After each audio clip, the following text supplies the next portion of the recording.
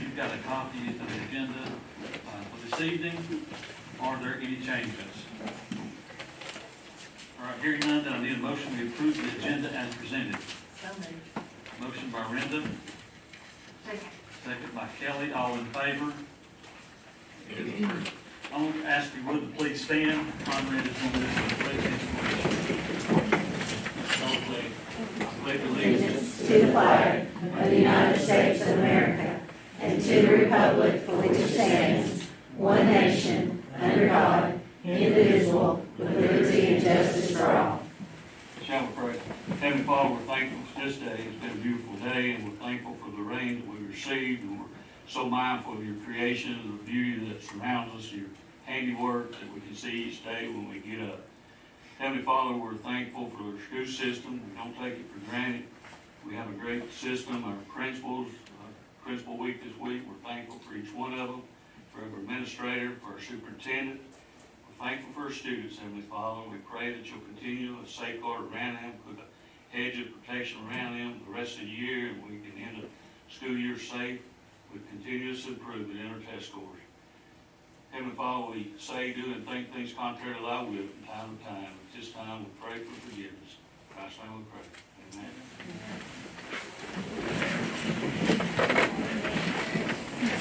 All right, next item is the consent items. We've got a copy of the minutes for April 11th, April 15th, and April 29th.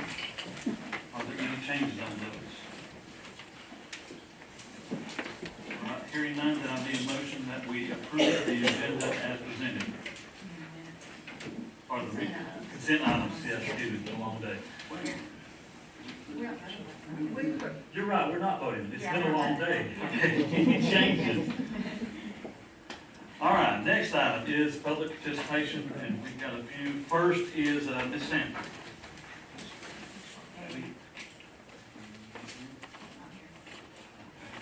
Next is Ms. Clure. I don't have anything to say. Okay. Next is Mr. Abernathy. I'm good, afternoon. Mr. Dunn. I'm good. All right, next is Ms. Simpson. Yes, I just have a couple of questions. After the budget meeting, what positions were created with the CARES money, and what positions of those are going to be eliminated? Well, there were several, and then we had interventionists at the schools, but those were transitioned into EIP positions going forward in the general fund. We paid, and it wasn't all positions, we bought a lot of technology items out of the CARES Act, which was our Chromebooks and all those things. We transitioned those this year that were ending into the general fund budget, which we paid for, but we didn't put any in next year's budget. And let's see, we paid for the some of the contract DSS positions, such as permanent subs at the schools. We paid for our substitutes at the schools, and those are the biggest things. But all of those are going over into our general fund. Right, so there wasn't any permanent positions necessarily through the school that was created, other than the ESS positions with the CARES money that's not being eliminated, because it's concerning that teachers' positions aren't being able to be replaced instead of.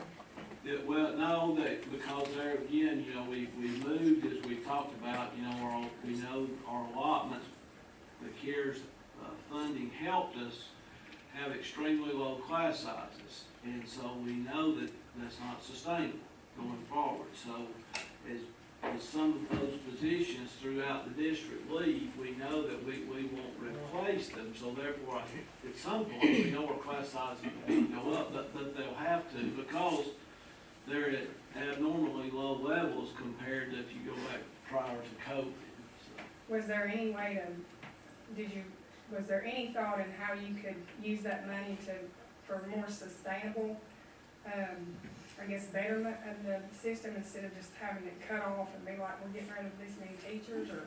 Well, there again, we didn't get rid of these positions. Right, but we're not replacing them, yes. Right, we're not replacing them, and then, as we talked about it, it gave us the opportunity, it's it's not, like we had said for several years, we knew it's not affordable or sustainable. Yeah, So we have to learn to get back on track to a budget that's reasonable and absorbing all that within our current means that we have from our local funding and our state funding. Now, we know that you don't want, because there's a lot of things that we'll transition to, you know, you could do more in one year, but we see a lot of good, a lot of the things they're doing, so we, like many other school districts, what we're trying to do is gradually get back to where we were versus just cutting it off. So that's some of the reasons why we are gonna run a deficit next year. Our fund balance did build up during that, so that's why that was part of our plan, and we didn't know exactly how much 3 years ago, but you know it's gonna go up. So then over time, all these good things that you're doing, you wanna keep doing them and slowly transition away from them. So that's the plan. gotcha. And then just one more question, since there's everyone else that asked, the curriculum decision, I think it was last meeting or meeting before last, was there any discussion or any collaboration with principals on what we could possibly do to not renew a contract immediately and use that last year's instead of just trashing it? Because I feel like there's a lot of material that's just been trashed and not necessarily, is there any way that there could have been a supplement to that material and still use that last year's work? Well, I'll let Tim answer that on the initially, I mean, there was 1 year left, you know, which we are gonna use in middle school. K through 3 or K2? K3 by the state has to have some new things that go along with the state's high-quality instructional materials list. Yeah, and I understand that. And so really the only decision was about 4 or 5. And we talked with the principals, we talked with lots of folks as we got input teachers. We had 125 teachers, I think we talked to, as we went through the process. And we felt it was best to go with the K5 curriculum all at one time rather than breaking them into 2, so that when we cycle forward, we're not doing K3 and then 4 or 5. What we have left, we are still going to use as supplementary material for EIP teachers, for intervention teachers. We don't have anything we're trashing. There's Okay, nothing to trash. I must have misunderstood, because it really kind of sounded like y'all were trashing. No, there's nothing to Okay. trash. We Okay. have a digital subscription that we will continue Yeah. to use in certain spaces, and we still get some free materials where we're gonna say, instead of having 500 workbooks, we might get 100. Yeah. And we'll use it with those kids, but we don't have things in a warehouse that we're throwing away. Okay. All right. Thank you for asking for clarification. Yeah. Yes, thank you. Next, Mr. Callen, you had asked about asking a question. Yeah, about the budget whenever Yeah, you're go ahead. I just want to talk about some of the preliminary stuff where we had budgeted for, and approved in the budget for last year, that we had went way over on stuff that you had said that you already knew that was going away for the CARES Act, and we didn't budget for it. Like the Chromebooks, we had 0 in for those. And we spent Come up for 0 in for next year's budget? last year, Last year. 2024, you had 0 in the budget, but we ended up spending $600,000.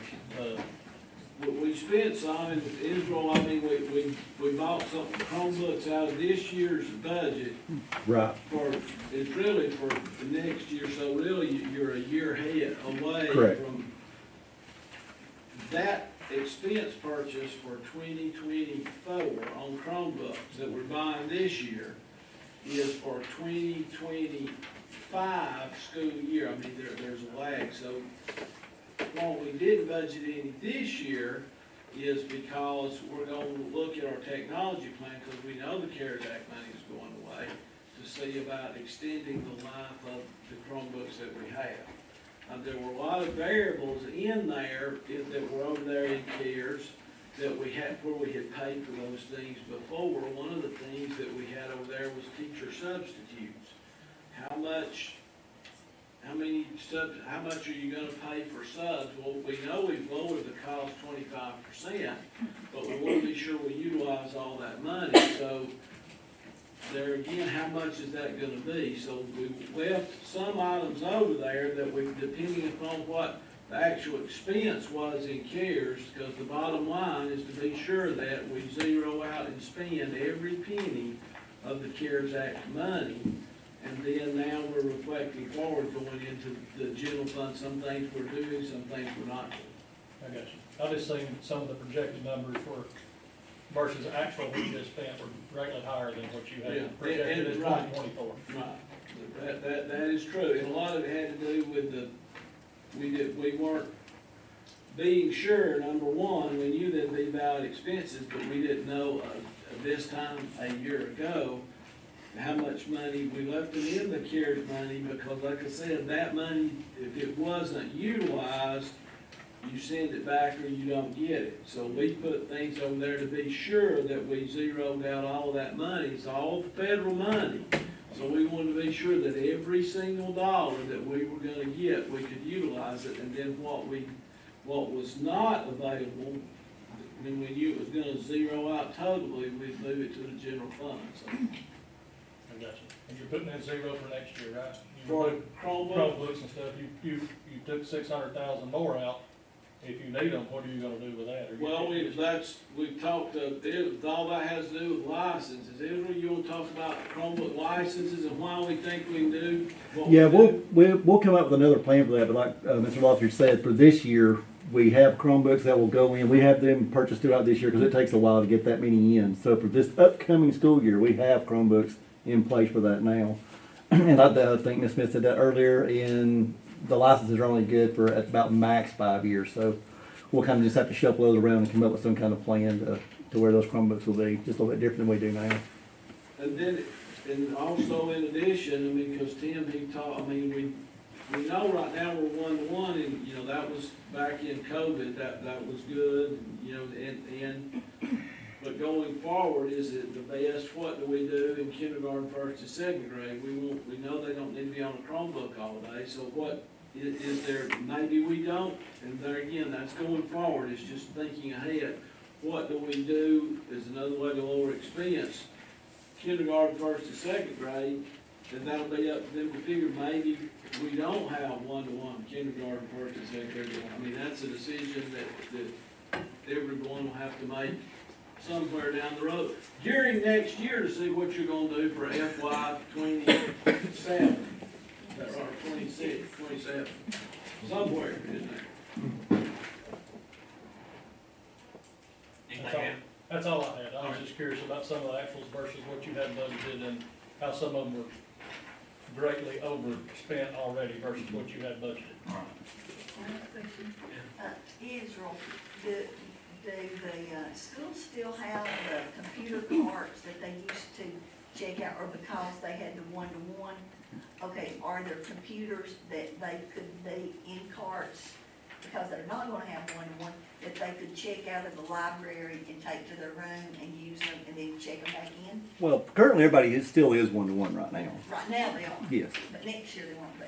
Well, Next year they will be. yes, they still will be. What we talked about going forward is maybe having some homeroom share carts, so when I need it, I get it, when you need it, you get it. Right. In lower grades, if you have one cart for 2 classes, that's more than enough for what they need to do. And you know, when testing happens, those can be shifted around to make sure we've got the best computers for testing.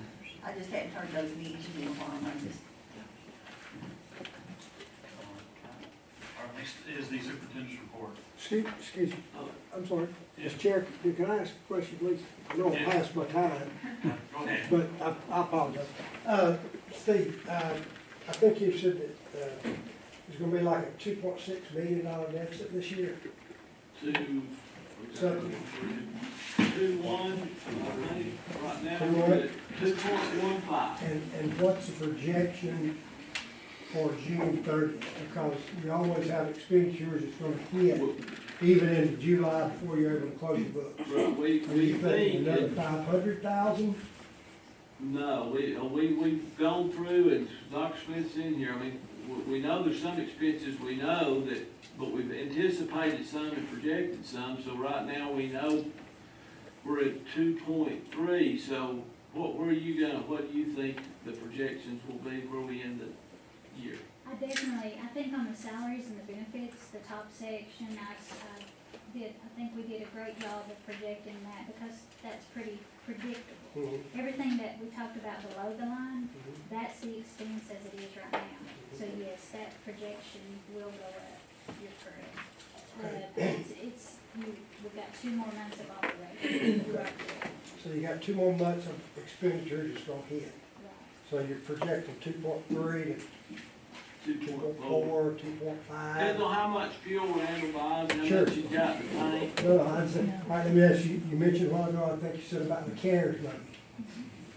Can you use CARES money to fund part of your budget? Could $40,000, instead of just telling the teachers to go out and spend what they wanna spend to buy chairs, could we pay a debt with that instead of going to buy new chairs? Anything that is not spent, that the deadline Dr. Smith gave them to spend it, to be sure, yes, that can go to be spent on, what we've already paid, like custodial service, Yeah. any expense, so yes, it will lessen whatever the deficit is. That was my point.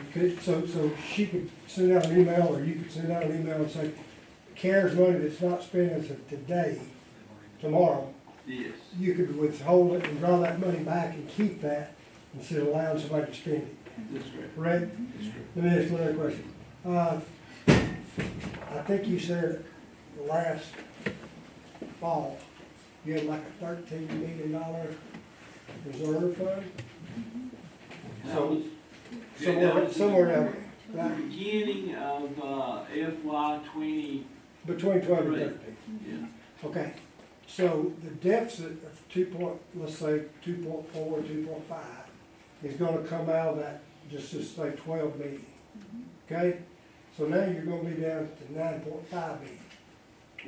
We're projecting about 10.5 to begin the year with next year.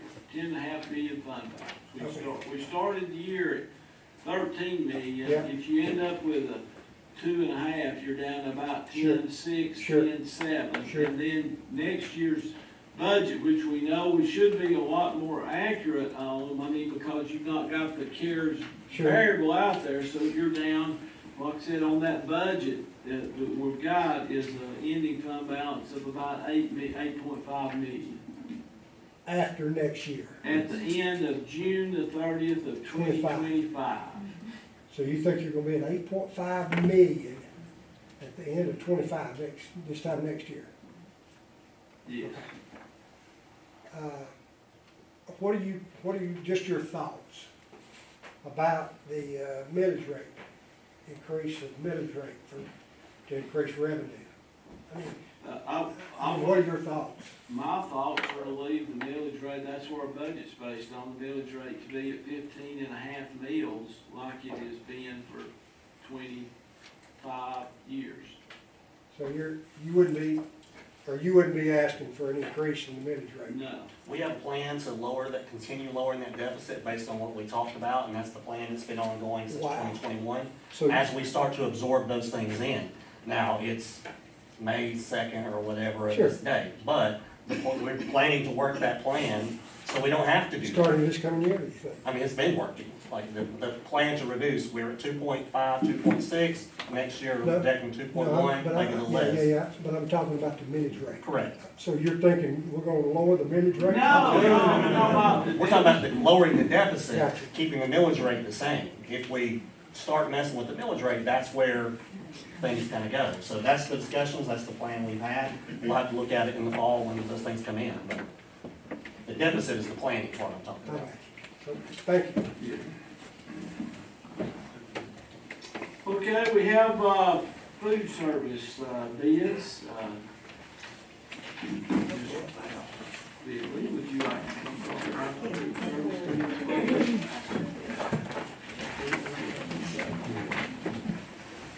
These are just our normal contracts that are gonna be up for, renewal this year instead of extending. So we're recommending our food contract, we've been using Board of Food Service for 5 years, and, this is our cooperative bid that we do with 46, well, actually, it's down to 26 other school districts.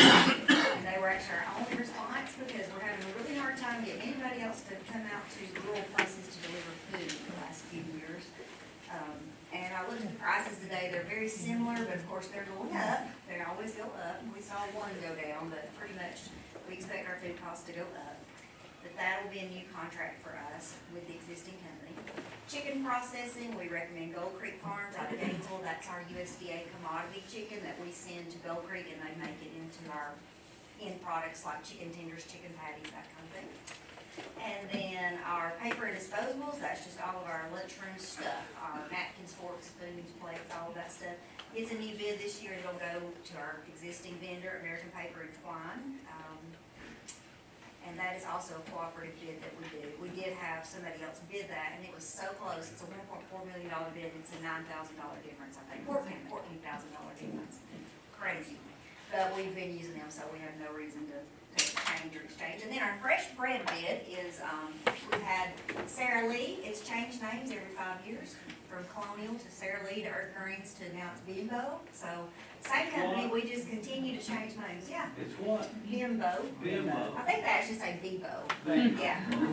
So anyway, it is the same company, they just change names all the time. And that's our fresh bread bid. And those are all of our contracts that need to be renewed for this next school year.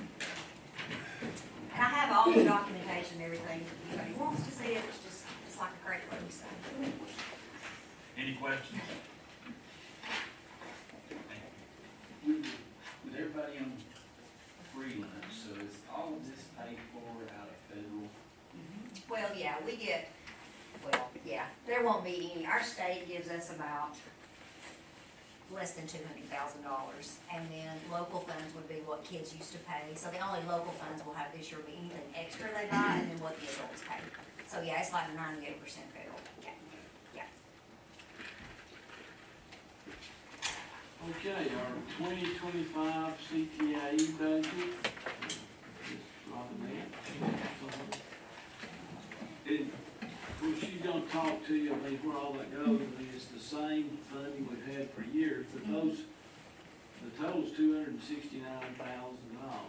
And then, but if you remember that, sheet, the QBE sheet that, Dr. Smith passed out, which was, we don't have that sheet for 2025 yet, but if you look on that sheet for 2024, there's $144,079 that comes from, the QBE formula under CTAE. Well, that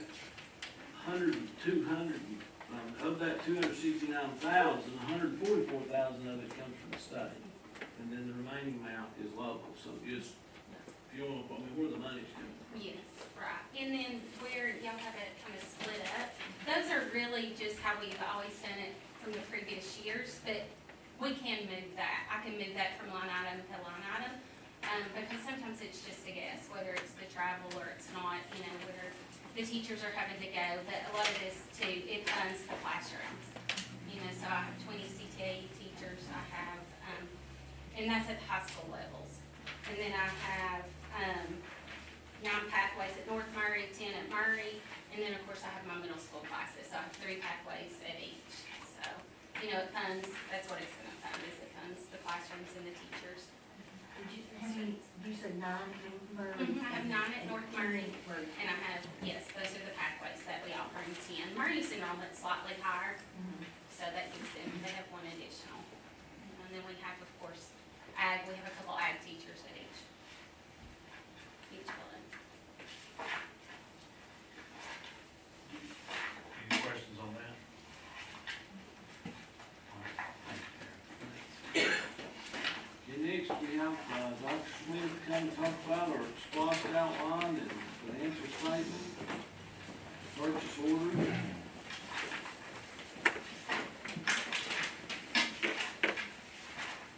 So those of you that were here for the budget workshop, so what you're gonna hear now is the same information collapsed down on a month-by-month basis. So where we had the entire spreadsheet that we went through, and it showed you the budget as a whole, this is collapsing all those revenues and collapsing all those expenditures down into different budget categories. But it is representative of the amounts that we received and how much we spend as of this moment, or let me take that back, as of the end of March. Okay? Because we're usually a month into the next month before we pay close the prior money, okay? So I hope that's beneficial for those of you that were here and you heard the big picture. Now you're gonna hear the same kind of presentation, except it's on a monthly basis, and the accumulation from July 1 until the end of March. I did give each one of you your green sheets, okay? And so you've got that. One of the things that you didn't hear me talk about when we were talking about the revenues, you didn't hear me say anything about the sales tax or the SPLOST. And so that's because that in our local operating budget, we are not using the sales tax or the SPLOST. That money goes directly into an investment account where it earns interest, and then that money, along with the interest, pays for our bond payments, or it pays for any of the capital projects on facilities, or it pays for the things that the bond was originally passed for, the original resolution, or the original SPLOST referendum. That money goes directly into the reserve just for those projects. We don't go in and get that money and pull it over here to pay teachers with. Does that make sense? Okay. So you're gonna hear me talk about this money, but keep in mind, it's not in those revenues we talked about a while ago. Okay, it's separate. So, and next time I will have this up on the thing where everybody can see. And I think that's beneficial, so I'll do that, and I apologize I don't have it tonight. But, so what the board has and what they're given every month is the amount of SPLOST that was collected for the month that basically just ended. So in April of '24, we collected $469,216.43. So for their benefit and for ours, I always look back 3 years prior. So this time last year, we collected $541,732. April of '22, we collected $634,237, which was quite a bit more. And we collected in April of '21, $472,492. So by looking at these numbers, you can see that in April of '21, prior to probably right in the middle of the beginning of COVID, that was probably like the last normal time. Then in April of '22, the taxes went up. April of '23, the taxes started coming back down, and now we're in April '24, and we are back to where we were prior to COVID, if that makes sense. It is a decrease of $72,515.73 of this time last year, but it is very similar to what this was back in 2021. So far, we've collected $12,443,081.99. If we collect what we're collecting right now, we will have reached the maximum that we can collect on that resolution in April of 2026. So roughly 2 years from now. Okay? But as voters, you all have already approved the referendum to pick up when this one ends. So there won't be any gap, so to speak, in that revenue. So out of the max that we can collect on this referendum is around $25,500,000. We're at $12,400,000, so we're very close to being at least potentially halfway. Okay. So are there any questions on how much money we collected and what's the projections look like? Kathy, can you or Steve both were explaining on the SPLOST, and it looks like there's probably people, some may think, oh, we can just use it to cover the budget deficit or whatever that we've got, but there's only certain things that you can use this for. I know that. I know, we know that, but I want to make sure everybody knows that you just can't take this money and go spend it on salaries or supplies and things. So out of the $12 million that we've collected, we've already paid a bond payment of over $4 million. So So that money pays for the bond payment. We have another interest payment that runs around $450,000. That money has come out of the 12 million as well. So if there is any excess above those payments that is sitting in our account, we can use it only for the projects that it was passed for. So we can use it for facility, maybe, if we had Northwest, that we had to do some repairs. We can use it for facilities. We can use it for certain things. This next resolution that's already been approved does have Chromebooks in it. So we can use this money going forward to help purchase Chromebooks, okay?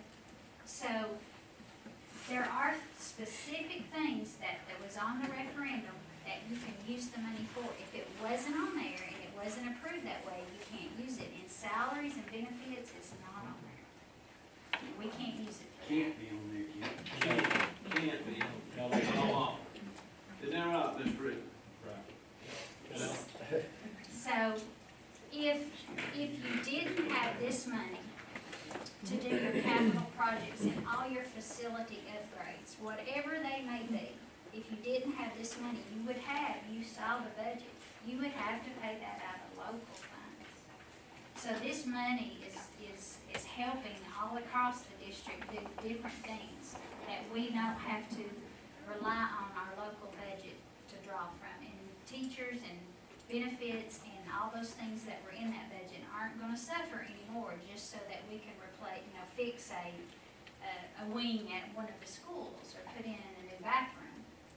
We can use this money, if that makes sense. Any other questions? So next we'll talk about the actual monthly financials. So the financials that the board gets every month is a comparative financial. I talked about that. It's from July 1 until the end of the month we just closed, which was March 31st. We closed March, and these are the financials based on from July 1 until that time. So as of right now, in what they have and what I'll put up on the screen next month is they have a comparison of where we are compared to where we were this time last year. So with the assets, if you look at where we're at now, we have $20,824,886 worth of assets, which is cash and all those other things that we talked about, QBE money that we have, versus last year we had around 23 million. And the difference between those two can be directly narrowed down to we have more QBE money, but we have less cash because we're using a lot of cash to pay for a lot of expenses, and then we have to get reimbursed back to ourselves from that lost money. Does that make sense? We have to pay the contractor to do the work, but then we can go get the money and pay ourselves back. But we have to use our cash. So sometimes you use more cash than you use at other times. Down there on the liability side, it's all the salaries, it's all the benefits we talked about, and we're around 20 million. When you take all of our fund balance and all the things that we owe, 20.8 because they balance off to your assets versus the 23 million last year. So you can see that salaries were less last year than they were this year. So we have more money that we're having to pull for salaries than we did this time last year. Our fund balance we talked about was more last year than we projected it will be this year. Okay, so that plays into it. And then I always let them know, or by law in Georgia now, you have to let your board know if you have any open purchase orders and how much they are. So last year, we had $1.9 million worth of purchase orders last March because we were waiting on some buses to come in that hadn't come in yet, those bond buses that we talked about. That we had to issue a payment for them, and we had a purchase order out there so that when they came in, we would pay for them. This year, we don't have that right now, so we only have $350,000 worth of purchase orders out there that we are waiting to close. So you have to know not only how much money you have, how much money you've already spent, and how much money you think you're going to spend between now and then. That's outside of salary and benefits. And that right now is around $350,000, which is very low, and I have very few POs to go Any questions? So then we talk about, that's the overview, then we talk about revenues and how much revenue. So it take that same spreadsheet that I presented earlier in the budget workshop, and we talk about how much revenues have we collected up to that day, and how much, what percentage was it? Is it now, and what percentage was it this time last year? So out of the budget that we're currently in, we've collected 57 million, as of the end of March, $752,602, okay? So that's 79.25% of the budget. So this is as of the end of March. The numbers that I presented to you in the budget workshop were as of the end of April, okay? That's why the revenues, you can't make a match because you got an updated version of what the revenues truly are, where this one is running a month behind, okay? So if you compare that to this time last year, we'd only spent around we only had received $51,899,000 worth of revenue. But of that budget, based on that budget, it was still 79%. So it was 79.25 this right now, and it was 79.28 this time last year. So that tells you that our revenues are coming in pretty similar to the way they were, okay, this time last year. The next page is on expenditures. So I take all the expenditures and I show them in those same functions that we went over a while ago. I showed the board that so far this year they've spent $59,179,302 of expenditures. That's 79.37% of this year's budget. This time last year, we spent less. It was $50,719,952.53. That was 75.22% of last year's budget. Now, there's differences, and the difference comes from instruction. It comes from buying curriculum. It comes from different purchases that we made. And one of the questions was, why didn't we know how much money we were going to need this time last year for the expenditures that we had to bring over? And your hope is that you can make that CARES money stretch all the way until the last day of school. But it didn't stretch that far because substitutes are paid out of it. And you don't ever know, except on a month-to-month basis, how much your substitute cost may be. And other things were there. We knew that we couldn't sustain all of the things that were in there, so we had to bring them over. We had to pay them out of our local funds, and we just, knowing that we were going to increase and create a deficit. And before June 30th, I'll have to come back to the board, and we'll have to raise our revenues on the FY24 budget because our revenues are coming in higher, and we'll have to raise the expenditures because of that. Our expenditures are going to exceed what you approved, okay? But that's a direct correlation between all the stuff coming to CARES over into local, okay? And if we would have created that budget to that scenario last year, you would have overinflated your revenues and you would have overinflated your expenditures last year. And it wouldn't have been based on what you actually thought you were going to spend. So what we're doing now is we're just truing those numbers up. Make sense?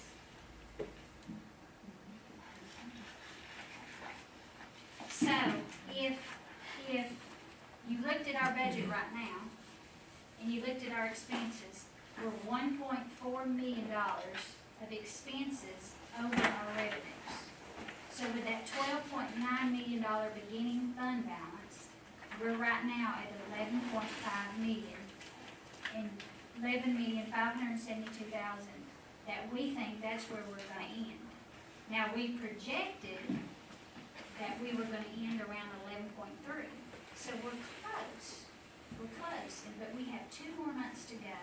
And so you hope, your goal is to get within, to close out the year as financially responsible as you can. And that's what we're trying to do. This time last year, we had $1.1 million more revenues than we had expenditures. So we were adding to the fund balance. So we were estimating this time last year, around 15 million in a fund balance. So it is a decrease in our fund balance, and it is due to expenditures. But we hope that we end somewhere close to that 2.1. It will definitely be more than 1.4, but you just hope that you can minimize as much. The revenues may come in a little bit more, and your expenses may come in a little bit less, and everything may work out, but you just have to look at it on a month-to-month basis. So is there any questions about the financial part?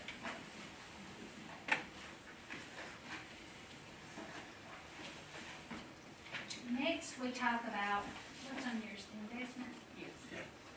Next, we talk about the investment numbers, and I'll have to borrow somebody's.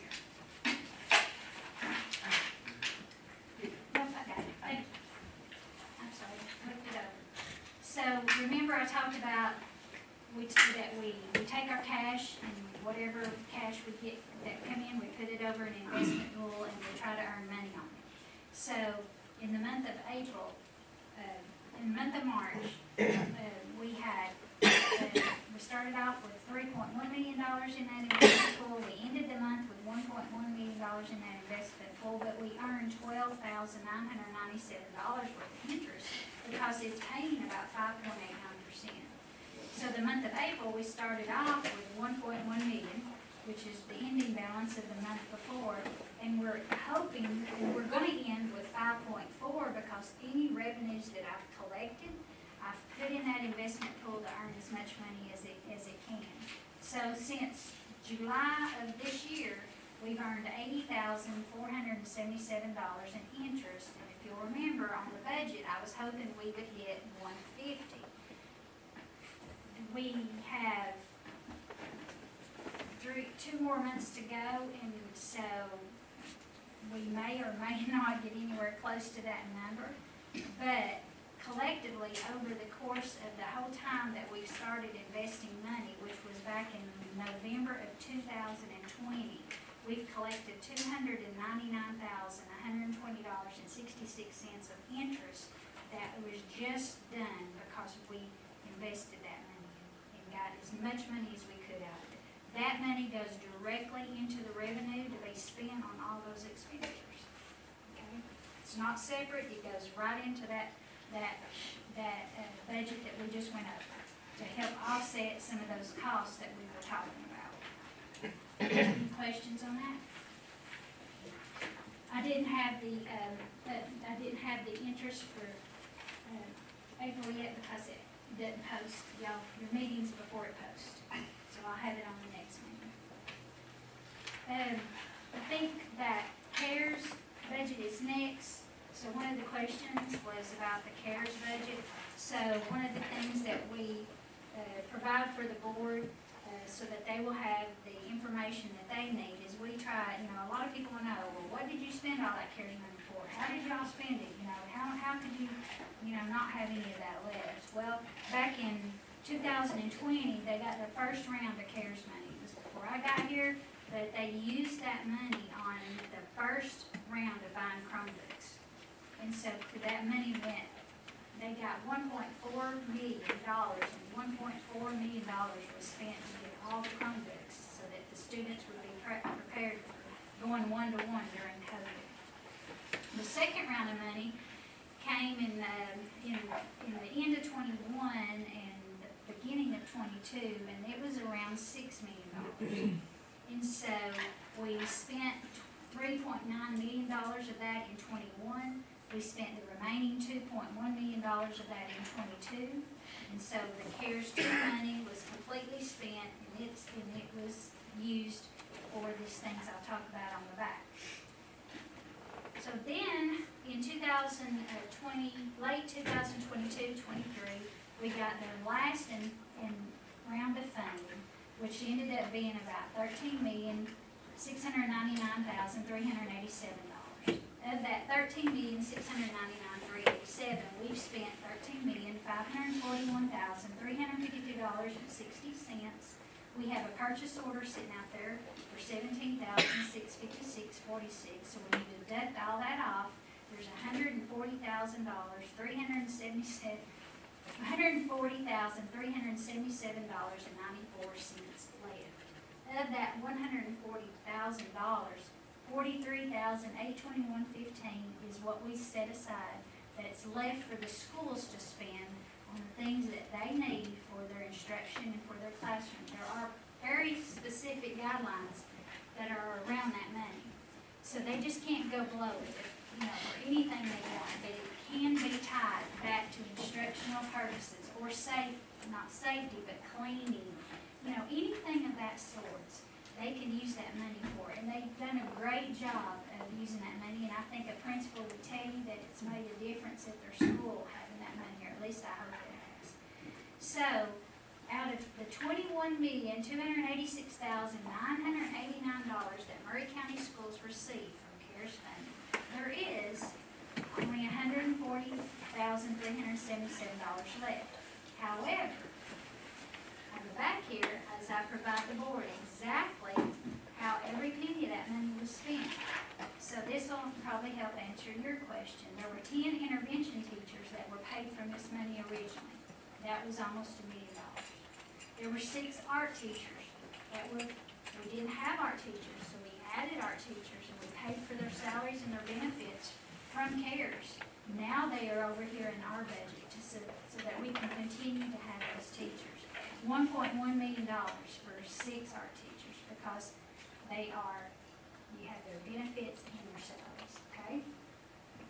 We had summer school for 2 years using CARES money. Summer school to help with the difference between the learning gap, the students that were out with COVID and they were doing one-to-one and they suffered.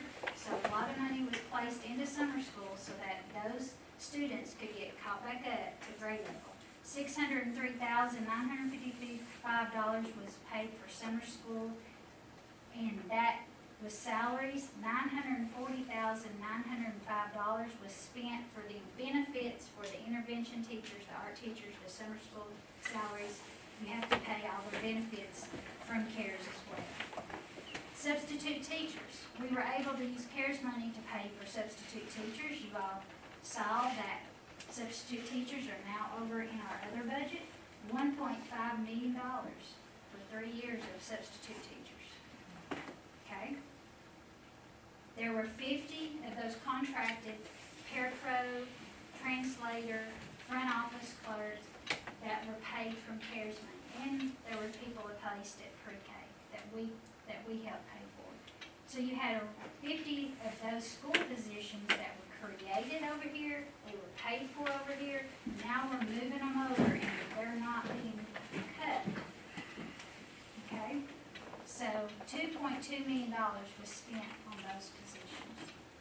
We know that because at the early days of COVID, even when you came back to school, you had to clean, you had to sanitize, you had to do social distancing, all that stuff played into our janitorial services, so we were able to use $1.4 million to help keep our buildings clean and help offset the cost of that contract that I talked about over there on the other side. Now, keep in mind, these are cumulative numbers from 2020 to today, okay?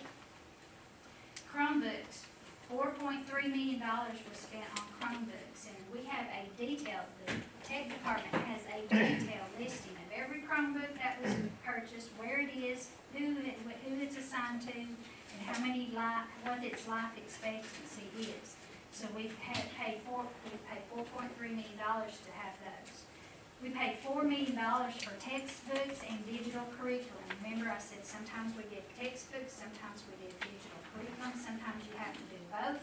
$4 million went towards iReady, textbooks adoptions for math, science, social studies. And social studies. All the core every content. textbook that went into the schools for the last 3 years have been paid from Esserman. Now we have to pay for it. Software, if you're going to do anything with anywhere with a computer, you better have some software to go with it. Remember we talked about the security software, we talked about the digital software, and the things that the kids needed. The Remind app that you all used as parents. got things from your teachers, that all was paid from CARES money, $1 million of software. $1.6 million was used for school supplies. Remember I told you that schools got lots of money that we told them, here's your money, we're giving you to buy things that you need for your schools and for your students. We gave $1.6 million and they still have $43,000 left to spend.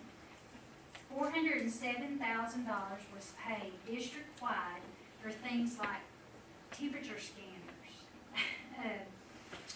radios, things that were allowable expenses that we could use over the last 3 years for district-wide expenses, things that went in every school for different purposes, or maybe one school needed something and another school didn't, but we used $407,000 for those expenses.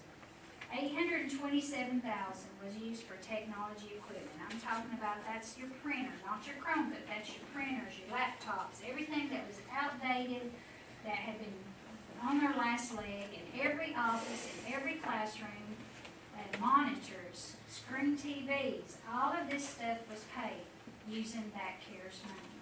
So CARES, as terrible as COVID has been, it made a huge difference for Murray County schools, and it put Murray County schools years ahead on all of these things that would have not been able to fund in their own budget unless you did raise your millage rate. You would not be able to fund all of this expense that this has provided without doing that. Dr. Smith, could y'all know some of the things, of course, we went over there, all the things that supplied back. You know, one of the things that came up during the taxpayers meeting, you know, and it was valid before, about the increase in salaries here at the central office, and we look back at where those $603,955 worth of salaries for summer school were coded to the central office, and because the teachers were coming from different places, and we only have one person doing payroll, so it's more economical that you code them to a facility which is there at the summer school, something that we don't do recurring. So therefore, that $603,000 was coded to the central office, was abnormally inflated the salaries from 2019 to 2021 and 22. So that's the vast majority of that increase. You take those out, and those salaries, the increase at the central office is right in line. In some schools or more, it's about 8 to 9% once you take out those anomaly things such as that. Any more questions on the financials? The last part of what I do is present to them any purchase orders that are over the $25,000 limit. The board has to approve those. Anything over $10,000, the board doesn't approve, but they get to see what it's been spent for. So just to help bring some more knowledge that every expense in the school system runs through a process where it is approved by the department head, then that approval comes to me next. I approve it. If it's over $10,000, Steve has to approve it, and if it's over $25,000, I approve it, Steve approves it, and the board approves it. And so every expense has to run through that same process, whether it's $1 or if it's $10,000. So tonight, we have nothing over 25, no POs. You can tell that the spending is stopping. So it should, because we're at the last of the school year. And the only thing that you have that you're seeing tonight are the FYIs. These are the things that are over 10, that they're under 25. So we have to make that, or we do make the board aware of this so that if they have questions, they can do. And that's also at the school level. The school has to present to us anything that is over $10,000 so that we can, so the board is aware that that money is also being spent and what it's being spent on at the school level. I'm talking for a long time. Is there any questions?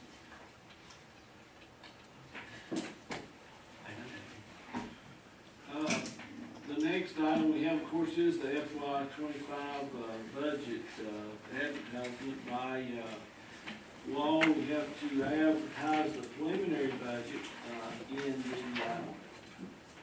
paper. We used to have to do it in the paper and on our website, but now the law has changed, so you only have to do it on your website. We're gonna put it in the paper as well. And, the budget has to be advertised for 2 weeks before you can vote on it. So from a, just from a technicality standpoint, and Jimmy's the paper, here, if, so we don't wait till next Monday for regular meeting to get it into next week's paper. If they approve the advertisement tonight, can we get it in next week's Chatsworth Times? Should be, yes. Okay. When do you have to? I love that answer. But, that was go ahead and get it out there, and then it's, 2 weeks, has to be advertised for 2 weeks before the board either votes or adopts.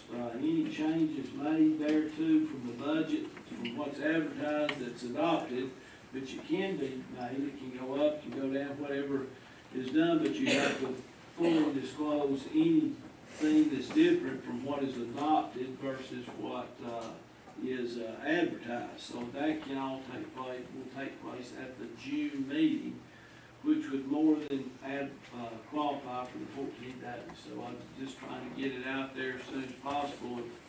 If y'all will be my recommendation, go ahead and vote to advertise it, and then we'll get it to Jimmy before we get it in next week's paper. Any questions on that? Anybody opposed to at least advertising? All right, then I need a motion that we approve the FY twenty-five budget advertisement, noting that we can make changes between now and the time that it is voted on. Motion by Renzo. Second by Dwayne, all in favor? It is approved. What time by tomorrow is your deadline? It's supposed to be noon, but I can take whatever. I don't have to. We got, the, field trips, we have 2 field trips there. Looks like Murray County High School is going to Universal Dance Camp in LaGrange, and, Murray County High School, FCA going to football camp at Piedmont University, and Murray County High School, going to Penn State Wrestling Camp at West Georgia University. So those are items that will be taking place this summer, so if you look at those, if you have any questions about them, well, they are overnight, you would ask them to approve those on Monday. All right, Tanner, you had something you wanted?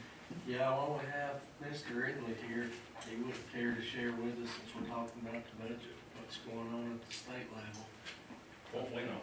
Well, I think it would be. Well, we passed it, that's about all. No, well, I think everybody here knows, regardless what Biden says, we're in a recession. This year we've seen it, so starting out, we start the budget, every year, in January, actually a week before we go in, we start doing kind of preliminary stuff on it. February we've seen, tax revenue, sales tax revenue drop, about 3.1%, which is kind of, normal, really about the first time we've seen it drop in a while. So we started working on the budget, then in March, it dropped 12%, double digits, first time since COVID. So you really start to kind of see these interest rates that went up and that kind of stuff starting to affect everything. April, so far right now, it looks like, I won't know, I tried to get the numbers today, on that, actually, I didn't even know this was happening, but I was actually talking about it earlier today. It looks like it's somewhere around, will be somewhere between 3 and a 7%, drop again on revenue. So what we've done, we get out the end of March, so we basically had to pull the budget back, and we worked on it until, about 10 o'clock, last night. Because what we had to do, actually, for the first time, we actually cut the budget. Ever since I've been there for about 8 years now, it's about a 10% increase. It started out about 21 or so, and now was at 34 last year, and actually cut it back about $1 billion to 33 and some change. Because we are seeing what everybody else is seeing. Jobs are starting to tighten up, things is going up. I know everybody's seen it, your insurance on your house, groceries, car, gas, everything's went up, so there's less money there. But the other scary part of that, the more stuff costs, the more tax revenue you get. But when you start seeing double-digit dips, even as everything's increased, then there's the storm coming. So I think y'all are doing the right thing by cutting the budget. I think everybody's gonna be seeing it, and I think it's gonna hit hard, it's gonna hit fast. I'd say we probably got another 3 or 4 months, and you're gonna see a significant, downturn. And so we kind of seen that, all the economists kind of told us that. We cut, first time we've ever cut tax credits. All these business tax credits we've been doing, we've cut a bunch of those, because we see what's coming down the road, and trying to prepare. I advise anybody or any board, government or anybody to start looking at that, because that's what we're seeing right now. I hope that'll help you out. Yeah. If you wasn't sad, now you are. All right. I need a motion to go into executive session. Motion by Kelly, second by Randall, all in favor?